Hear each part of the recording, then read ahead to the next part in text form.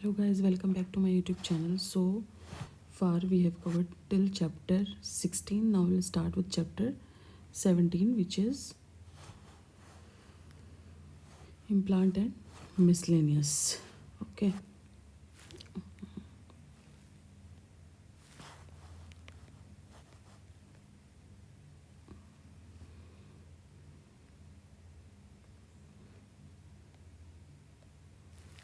So here so far we have covered till chapter 16.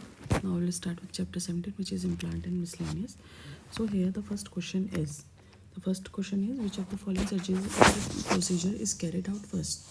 The first surgical procedure is flap surgery. Okay. After flap surgery, we will do osseous recontouring. Why we do flap surgery? To remove the calculus which is present on the root surfaces. So we will do contouring. So to reach the root, we have to remove the flap. So first procedure is flap surgery. Now the second question, which says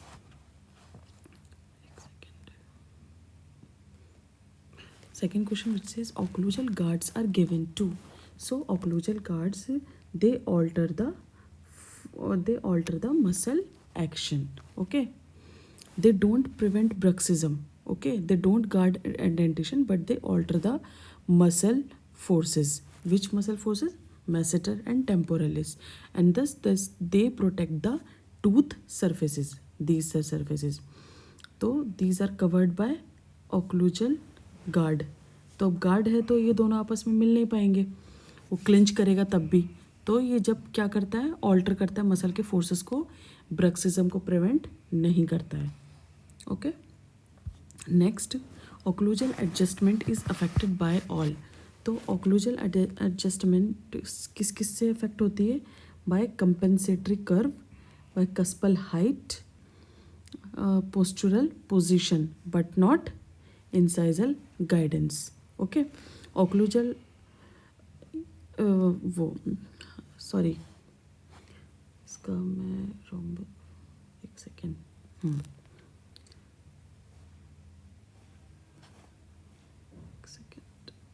हाँ. So occlusal adjustment is affected by all except. तो postural की मतलब posture, patient किस तरीके से बैठा है उससे कोई फ़र्क नहीं पड़ता है. ये किस किस से अफेक्ट होता है? और compensatory curve, कस्पल height, incisal guidance, but not postural position. So here exception is postural position. ठीक है. ओक्लूजल एडजस्टमेंट जो सबसे ज़्यादा अफेक्ट होता है by condylar guidance, incisal guidance, compensatory curve, cusp height and plane of occlusion. Okay. So how we will correct this occlusal supracontact? By grooving, spheroiding and pointing. ठीक है. तो occlusal adjustment is affected by cusp की height कैसी है.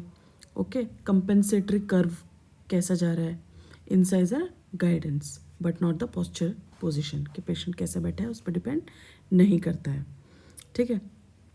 Next, bruxism is mainly due to, so it is mainly due to psychological stress की वजह से होता है bruxism.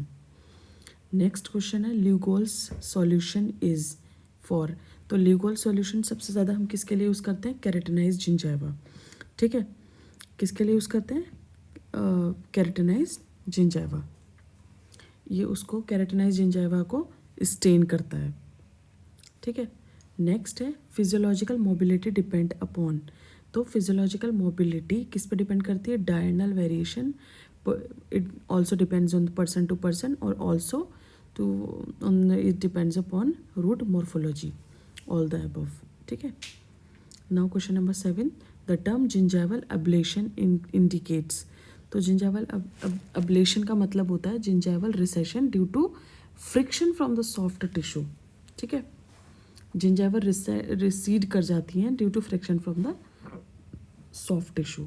Next question 8, which says in smokers incident of periodontal disease is. तो incident कैसा होता है इसमें? पेरियोडोंटल डिजीज में 2 to 6 टाइम होता है. ठीक है. सिगरेट स्मोकर्स जो होते हैं, they are up to 5 times more likely than non smokers to develop severe periodontitis. ये क्वेश्चन आ भी चुका है, ठीक है। 2 to 6 टाइम ज़्यादा होता है इनमें। And the risk of the disease increase with the number of the cigarettes they smoke. Question number 9 which says after removal of the granulation tissue from the periodontal pocket, hard structure जो हमें visible और scene दिखता है तो वो क्या होते हैं, ट्रांसेप्टल फाइबर्स होते हैं, ठीक है। Now the occlusal night guard are used to, अब ऑक्लूजल नाइट गार्ड किस चीज़ के लिए यूज़ होते हैं, they redistribute the forces on the teeth. अभी हमने ऊपर भी एक पढ़ा था ना कि वो मसल्स के फोर्स को ऑल्टर कर देते हैं, तो क्या ही करते हैं ये, ब्रक्सिज्म प्रिवेंट नहीं करते हैं, मैं पहले भी बता चुकी हूँ, they just distribute the forces on teeth, okay. Next आ जाते हैं which is question number 11, experimental gingivitis. तो एक्सपेरिमेंटल जिंजिवाइटिस किसने रिपोर्ट की थी, सबसे पहले हेराल्ड लो, ठीक है। ये एम्स में क्वेश्चन पूछा जाता है, बाकी के लिए इंपॉर्टेंट नहीं है। नेक्स्ट पे आ जाते हैं हम लोग, which says the soft tissue tooths interface that forms after flap surgery in a previously denoted area is, so it is long junctional epithelium, ठीक है। जो लॉन्ग टूथ इंटरफेस फॉर्म होता है after the flap surgery previous denoted area में is long junctional epithelium, okay.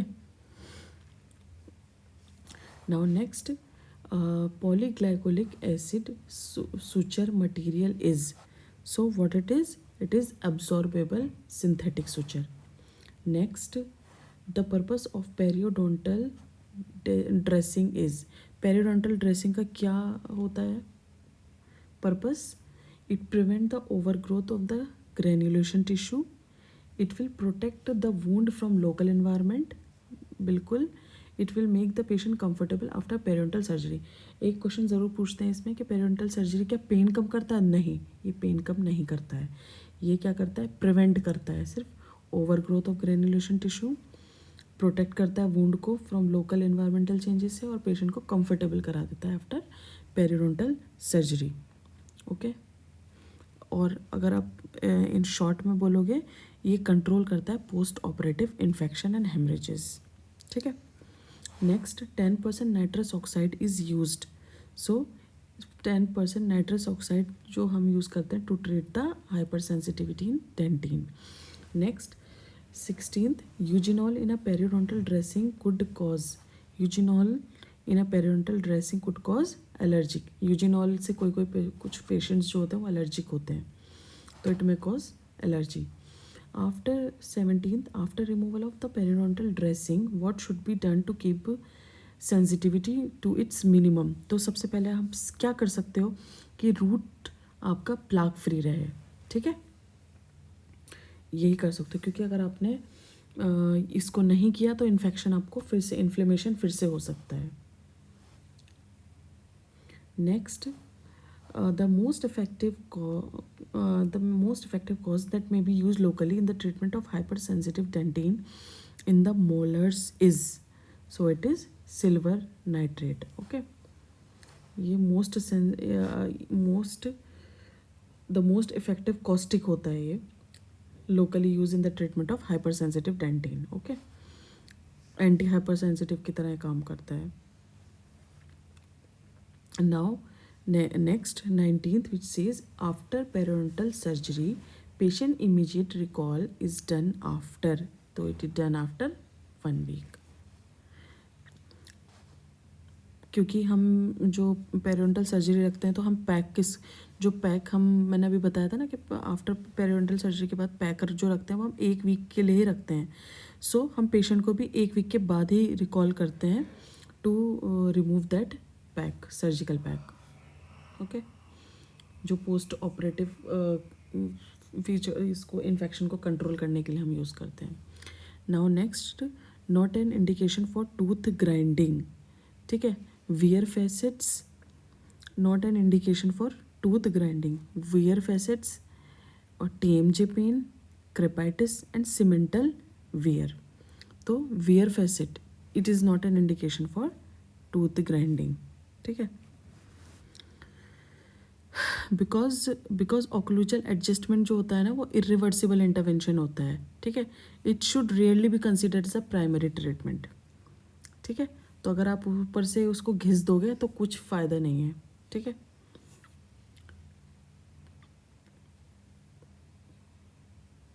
ठीक है. ये क्या है हमारा, अच्छा ये not an indication for tooth grinding, ठीक है. नेक्स्ट है 21, टैनिक एसिड एक्ट एज. तो टैनिक एसिड एस्ट्रिंजेंट की तरह काम करता है, ठीक है. Next 22 which says bacterial adhesion to the tooth is prevented by, ठीक है. Actinomycetemcomitans attachment to the tooth surface can be prevented by, तो it is prevented by myeloperoxidase, ठीक है. इसको हम याद रखेंगे कि एक्टिनोमाइसिटम कॉम्बिडेंस attachment to the tooth surface is prevented by myeloperoxidase, and they are released by leukocyte. They are bactericidal for actinobacillus and also has the added benefit of inhibiting the attachment of bacteria. Next question, halitosis is measured with, so we measured by osmoscope. Halitosis measured by osmoscope. Now question number 24 which says in leukemic patient gingival bleeding occurs during oral prophylaxis because of, so due to platelet disorder, ठीक है. अब platelet disorder है तो bleeding tendencies होंगी, ठीक है. तो इसलिए उसको पेशेंट को क्या होता है, ब्लीडिंग होती है. Next, recent classification of periodontal disease organized by American Academy of Periodontology was introduced in the year, so it is introduced in the year 1999, which is not important question. Question number 26 which says all of the following are seen in a patient who has the habit of smoking. सब कुछ दिखेगा हमें smoking वाले patient में except, so increase pocket depth yes दिखेगा, attachment loss दिखेगा. Increase gingival bleeding on probing नहीं, ये बल्कि डिक्रीज हो जाता है, ठीक है. जिंजिवाइटिस इम्पैक्ट ऑफ स्मोकिंग क्या होता है, इन डिक्रीज इन्फ्लेमेशन. अब इन्फ्लेमेशन नहीं है तो ब्लीडिंग ऑन प्रोबिंग भी नहीं होता है, बल्कि उसमें क्या होता है, अटैचमेंट लॉस और पॉकेट डेप्थ बढ़ती है, ठीक है. Next 27 one of the following drug can slow the loss of alveolar bone in periodontitis. So what, ibuprofen, ठीक है. ये क्या करती है, स्लो कर देती है loss of alveolar bone in periodontitis, ठीक है. Now 28th, sorry, oral prophylaxis is Contra indicated in. तो ओरल प्रोफाइलेक्सिस हम ल्यूकेमिक जिंजिवाइटिस में नहीं करते हैं, ब्लीडिंग ज़्यादा होने के चांसेस रहते हैं, ठीक है. Next is which of the following statement is not correct. So periodontitis is always preceded by gingivitis, yes. All gingivitis do not progress to periodontitis, yes. Bone destruction in periodontal disease is caused by local factor, yes, mostly. Question number, level of periodontal bone reflect the present inflammatory condition, no, ये नहीं है. Soft tissue changes reveal करते हैं present inflammatory condition, ठीक है. और hard tissue changes they indicate the past inflammatory condition. Okay, now question number 13 which says halitosis is primarily because of, so it is due to hydrogen sulfide. H for halitosis, H for hydrogen sulfide. Next, the percentage of fluoride used in ionotophoresis. तो ionotophoresis में हम कितना percentage use करते हैं fluoride का, it's 2%. ionotophoresis ऐसे याद करो, टो यानी 2, ठीक है, 2%. 32 all of the following are true about bacteriocin, ठीक है. It has no role in adherence of plaque to the tooth surface. It can be used in therapy of dental caries, yes. It is a protein, yes. It enhance the growth of other bacteria, no. It inhibit the growth of other bacteria. Okay, now question number 33 which says the distance between implant and adjacent tooth should be at least, तो कितना होना चाहिए, 1.5 होना चाहिए at least. Next, Periodontal infection is characterized by increased cellular levels of interleukins. Periodontal infection is characterized by increased cellular levels of interleukins. Now question number 35, which says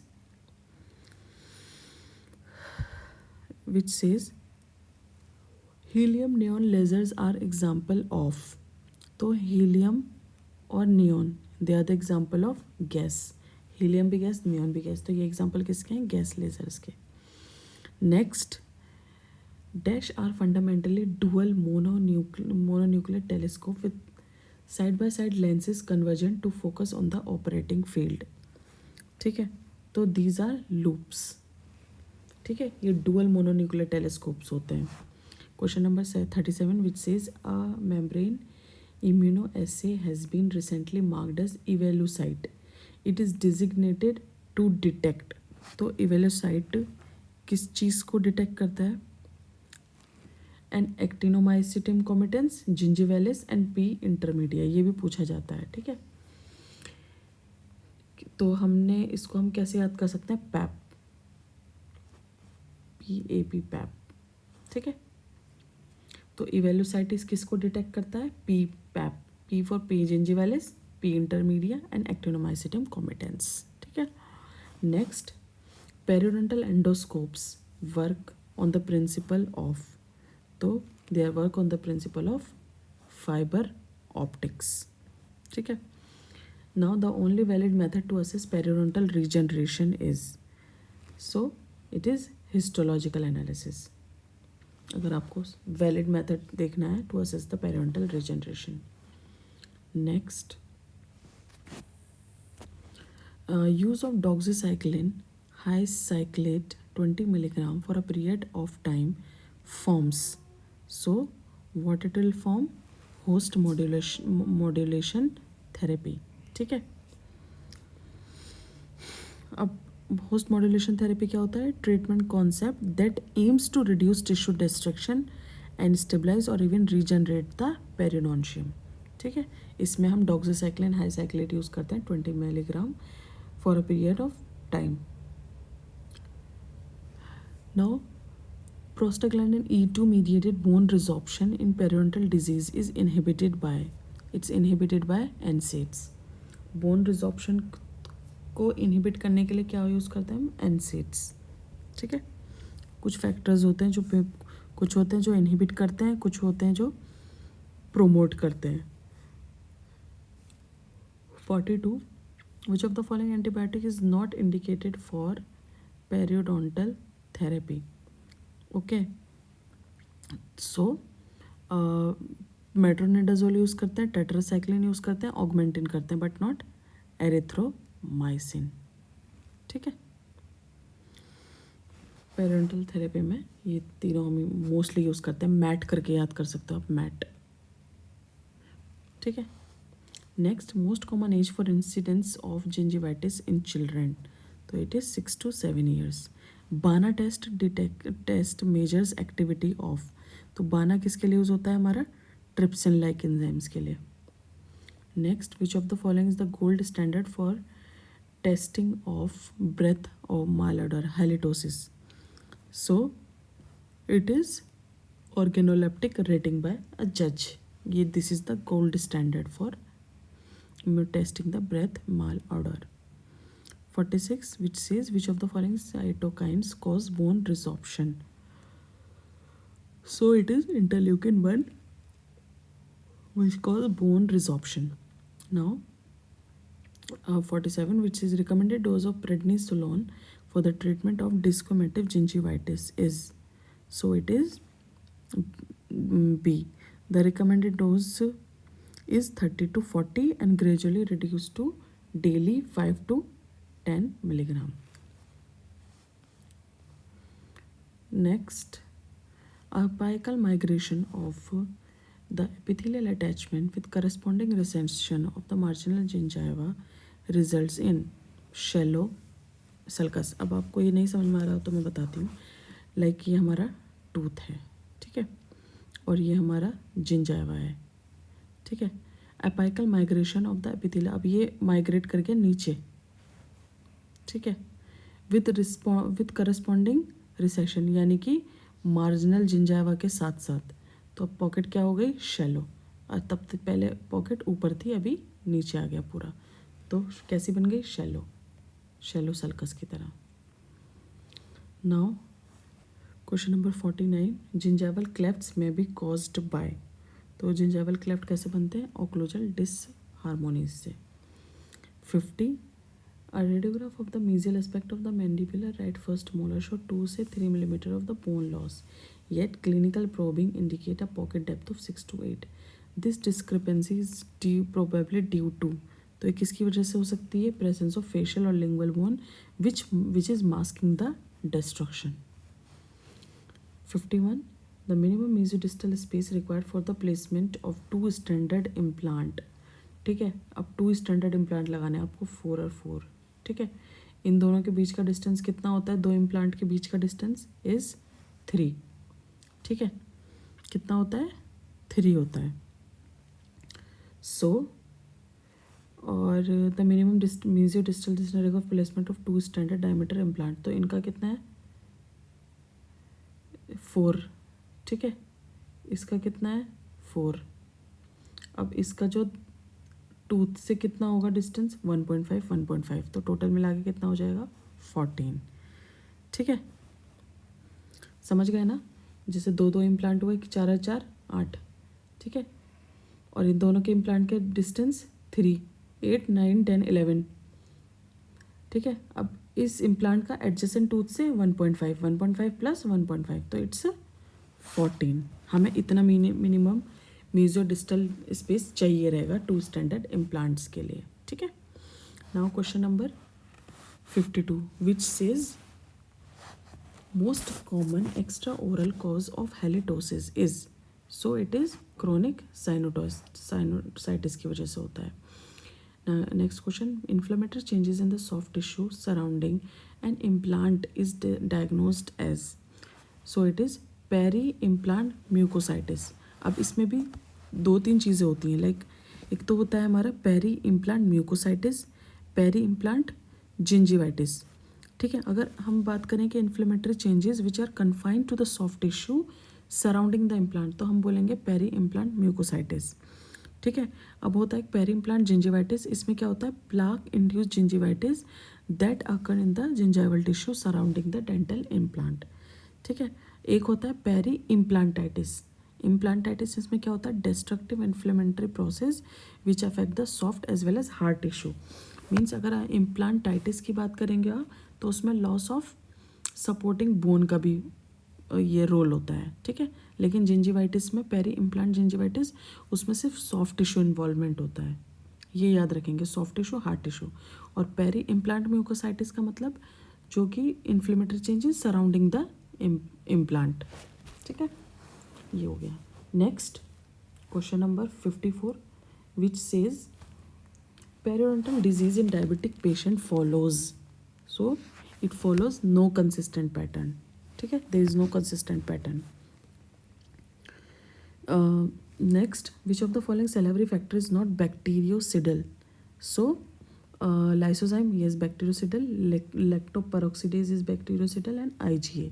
Calcium and phosphate, they are not bactericidal, they are just element, phosphates and calcium. Now 56, FDA approved clinically driven minocycline for subgingival placement is marked under the trade name Arestin. ठीक है, अगर minocycline की बात करेंगे हम, मैं ऐसे याद रखती थी हमेशा, माइंड अरेस्ट, माइंड मेरा क्या हो गया, अरेस्ट, पढ़ते पढ़ते। ठीक है, तो याद रखेंगे हम मिनोसाइक्लिन अरेस्टिन। ठीक है, इसका trade name. 57, which teeth are least involve in periodontitis, तो upper lower premolar and upper canine, ये लीस्ट इन्वॉल्व होते हैं। नेक्स्ट, चलो अब नेक्स्ट